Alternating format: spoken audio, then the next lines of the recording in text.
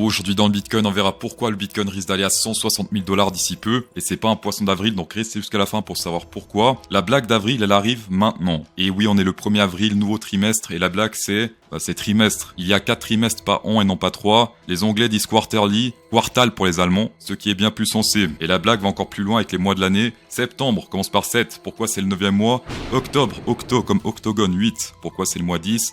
Novembre, 9, pourquoi c'est 11. Décembre, 10, pourquoi c'est le mois 12. Et oui, c'est sous nos yeux, c'est pas moi qui le dis, ce sont les chiffres. Un point de plus pour les complotistes poissonniers. Je vous proposerai du Bitcoin en grand time frame de l'on-chain du Ethereum price, et on va checker tout ça dans cette vidéo.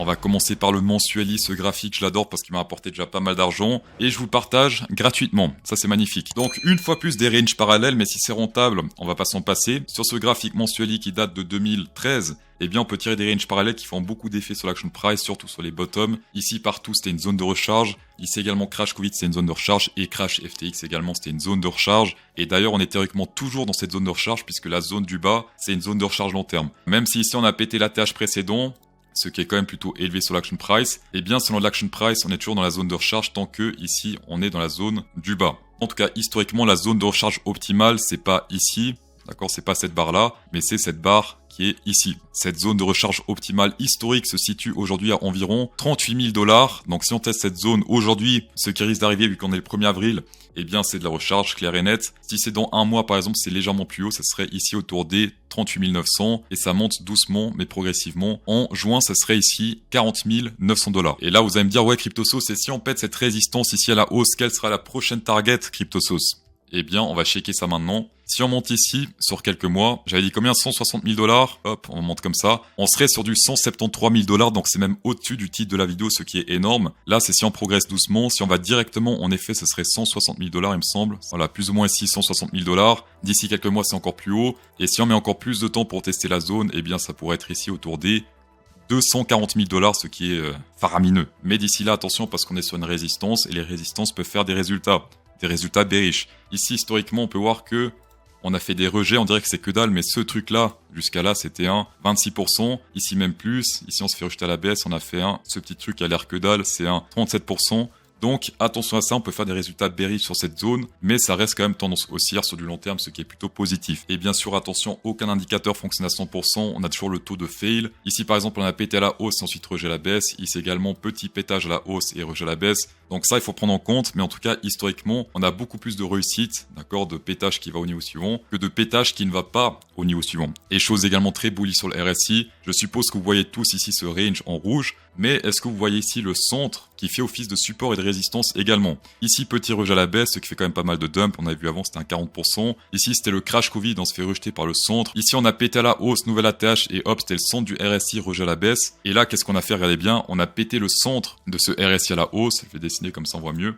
On a pété ce centre à la hausse, ce qui transforme le centre du RSI en support pour aller jusqu'à la résistance suivante, plus ou moins ici autour des 88 sur le RSI. Alors ça, c'est vraiment un super indicateur long terme à ne pas ignorer. Je sais, c'est simplement des traits, mais c'est des traits qui font de l'effet sur l'action price, c'est ça qui est le plus important, que ce soit sur l'action price ou même sur le RSI. C'est vraiment ultra intéressant et c'est ultra précis. Il suffit de voir ici 1, 2, 3, 4, 5. Et donc ici, on serait sur le 6e retest. C'est juste magnifique. Toujours ici en mode range full parallèle, on prend ici tous ces points pivots là, celui-ci, celui-ci, celui-ci et celui-ci, et on le duplique. La duplication, c'est le secret pour être rentable et trouver les futurs supports et les futures résistances. Et la magie des ranges parallèles a fait que quand on a pété ce niveau, route au niveau suivant, ici également niveau suivant, support, on a pété à la baisse, bon là c'était le crash FTX. Quand on a pété ce truc à la hausse, regardez bien, support ici et support là, c'est magnifique. Quand on pète ce truc à la hausse, support dans cette zone-là. Quand on pète ce truc à la hausse, et bien théoriquement, route tout niveau suivant. En attendant, on peut faire des trucs similaires comme dans cette zone, retester le support, faire des sortes de range, avant d'aller jusqu'à la résistance suivante, qui est autour des 86 000 $, tout dépend de quand on teste. Si on teste ici, par exemple, en août 2024, ce serait à 90 000 $, 91 000 $. Et peut-être que cette zone de support, on l'aura, rappelez-vous de ce que j'avais dit dans une des vidéos précédentes,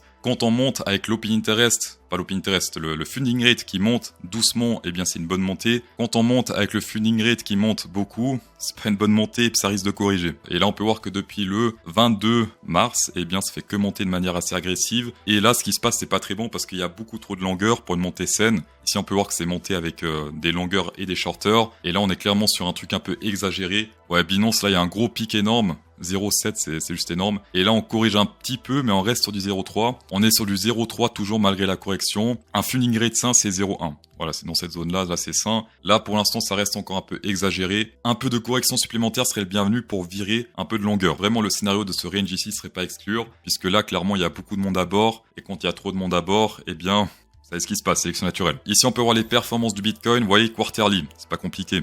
Le quarterly 2, deuxième trimestre, c'est extrêmement intéressant historiquement puisque depuis la création du Bitcoin, non, pas depuis la création, depuis 2013, eh bien, sur 11 bougies, on est sur 7 bougies vertes pour 4 bougies rouges. On a 4 trimestres rouges pour 7 trimestres qui sont verts, ce qui est extrêmement positif. En pourcentage, ça fait 63,64% de quarterly 2 qui sont verts. On va creuser encore plus, on est en avril, et en avril, c'est pareil que le quarterly 2, on est sur du 7 sur 11 qui sont verts pour 4 sur 11 qui sont rouges, donc une fois plus 63,64% de avril qui sont verts historiquement. Et chose également intéressante que j'ai remarqué, quand c'est rouge, eh bien c'est pas tant rouge que ça, ici on était sur un 1,6 de rouge, quand c'est vert c'est 30-30-30, le seul un peu négatif sur 11, c'est celui-ci, 17% de rouge, c'est en 2022. Mais tous les autres, c'est toujours du vert ou peu de rouge. Scénario un peu probable. On calme le marché début avril avec le funding rate. Et ensuite, une fois que le marché est calmé, eh bien, on peut finir ce mois d'avril avec un petit pump, avec, espérons-le, personne à bord, comme dans cette zone-là. Chose également très intéressante, les whales, les planctons et les dauphins. Je rappelle que le dernier dump a été causé par les dauphins et non pas les whales. Les whales n'ont pas vendu, les dauphins ont vendu. Et les dauphins commencent à vendre depuis ici, depuis ce range, ils vendent. Et depuis quelques heures, là, on est en train de dumper un peu. Donc simplement, faites gaffe, history repeats. Les gens qui font uniquement attention aux whales, eh bien, ils ont raté le dump précédent. Et ceux qui font attention aux dauphins, ils shortent depuis cette zone-là, où ils vendent, tout simplement. Et depuis quelques heures maintenant, ça redescend. Donc prenez ça en compte. Les dauphins ont souvent raison également. Les dauphins, c'est les violets. Pour rappel. CryptoSauce tenait à vous remercier parce que vous avez mis 2100 likes sur la dernière vidéo, ce qui est énorme. 7000 vues, 2100 likes. Merci beaucoup, vous êtes la meilleure communauté, peut-être pas la plus grande, mais la plus solide. Et ça, c'est le plus important. Et j'avais promis pour remercier si on atteignait les 2000 pouces bleus, et bien de partager gratuitement l'Underground Trading pendant quelques jours. Et c'est le cas. Vous avez nouveau un accès gratuit. Avant, c'était 4$. Maintenant, c'est gratuit. Email et vous rentrez directement dans l'Underground, c'est magnifique. On va passer sur le Ethereum en mensueli. Lui également fait des trucs plutôt intéressants ici en courbe. Sur le Bitcoin, c'est tout droit.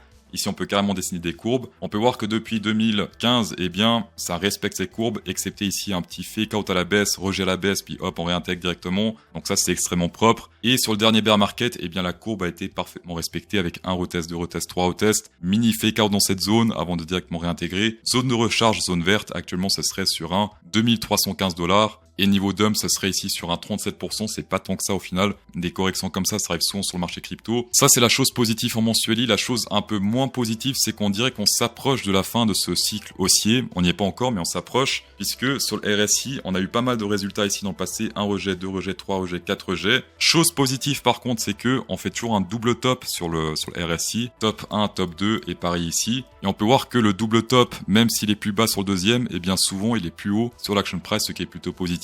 Pareil ici, double top plus bas et double top plus haut sur le Ethereum. Et d'ailleurs, quand on teste ce premier top, on a quand même fait par la suite un plus. C'est pas énorme, mais ah si, c'est énorme, 79%, même plus, 80, 88. Donc, à ne pas ignorer. On va passer sur la distribution des $100 sur BingX. Bravo la team moins qui a gagné cette fois. Vous gagnez pas souvent, mais quand vous gagnez, vous êtes content. Donc, félicitations à la team moins.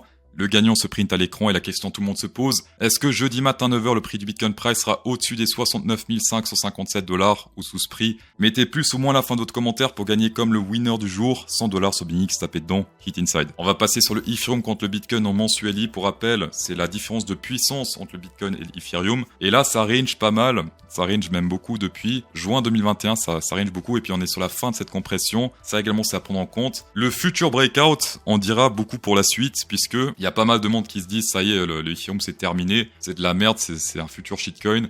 Et pour l'instant, eh bien, si on pète ce truc à la baisse, ça pourra faire des trucs plutôt dégueulasses pour le futur, ce qui n'est pas très bon. Après, c'est une compression triangle, donc vous connaissez breakout à la baisse avec clôture pour faker tout le monde et puis hop, on part à la hausse. Ou partir à la hausse pour partir à la baisse, ça également c'est totalement possible. Mais dans tous les cas, d'ici quelques mois, on saura qui c'est qui est king, Bitcoin ou Ethereum. Là, il y a une grosse baston et puis ça se voit depuis maintenant quelques années, d'accord, ça range. Et d'ici, grand maximum, septembre 2024, eh bien, on saura c'est qui le vrai king, le Bitcoin ou l'Ethereum. Dans tous les cas, merci d'avoir checké cette vidéo, c'est toujours un plaisir. Inscrivez un pouce bleu dans cette vidéo pour incrémenter encore plus le plaisir.